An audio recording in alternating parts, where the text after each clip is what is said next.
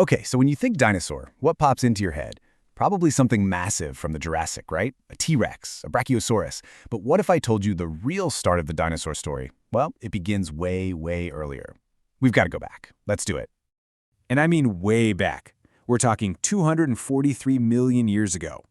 That puts us smack dab in the Middle Triassic. To put that into perspective, this is so long ago that T-Rex, by comparison, is practically modern history. It's wild. You have to picture it. Earth looked totally different. I mean, all the continents were crammed together into this one giant landmass, Pangaea. Most of it was just this scorching hot desert. But our story kicks off in one of the green spots, these lush river valleys packed with giant ferns and towering trees, a spot that today we call Tanzania. So here's the crazy part of this story. The first clue, the key to this whole thing, it wasn't found with some fancy high-tech scanner. Nope, it was dug up and then just forgotten. Okay, get this. Back in the 1930s, a paleontologist named Rex Parrington finds a few bones in Tanzania. Just a piece of an arm, some vertebrae. Nothing that screamed discovery of the century. So he brings them back to a museum in London, and they get tucked away in a drawer. And there they sit, for decades, just collecting dust. It's not until 2012, that a new team of scientists pulls them out, takes another look, and realizes, oh my gosh, they're holding the Holy Grail. All right, so let's finally meet this incredible pioneer. But I'm going to give you a heads up.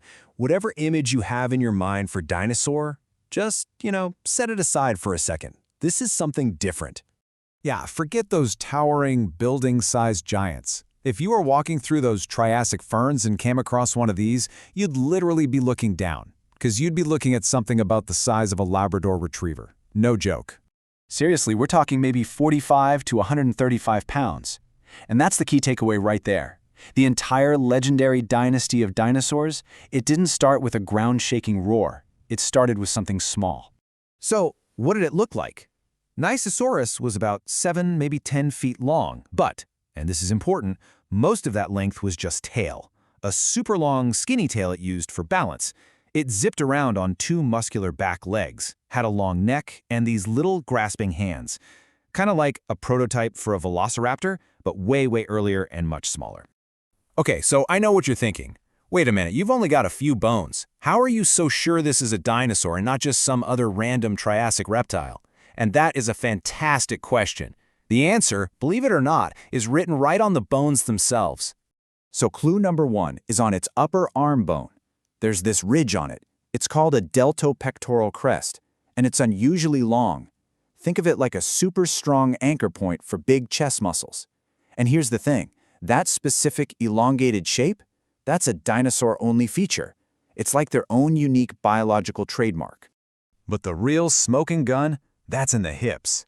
If you look at the hip region, the sacrum, Nyasasaurus has 3 of its vertebrae fused together into one solid piece. And that right there, that is the absolute telltale sign of a dinosaur. It gave them the super strong hips they needed to stand all the way up on 2 legs. But honestly, the coolest clue of all comes when you put these bones under a microscope. You see, a typical cold-blooded reptile bone, it's laid down slowly, in neat little layers. But this was a total mess. The bone tissue was all chaotic and woven together, and it was just packed with channels for blood vessels. And what does that tell us? It tells us Nyasasaurus was growing like crazy fast, which points to a high metabolism. This is a game changer, people. It means the blueprint for being a warm-blooded, superactive animal was there right from the very beginning of the dinosaur story. So, okay, let's paint the picture. We've got this small, fast, high-energy animal. But what was its daily life like? Well, despite all these cool evolutionary tricks, Nyasasaurus wasn't the king of the jungle. Not even close. It was a total underdog, just trying to survive in a world full of giants.